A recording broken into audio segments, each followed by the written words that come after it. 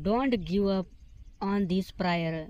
Heavenly Father, you have blessed me in so many ways, and I am truly grateful. But today I come before you to ask for two more things: a strong and living family, and a life filled with Amen. Purpose, Lord, I place my work, my dreams, and my future in your hands. I trust you are completely. Amen. I love you and I will worship you by sharing this prayer. If you have God and are not of Him, please. Amen. Share this prayer with those you care about and see what He will do in your life. Amen. God is God. Amen. Amen.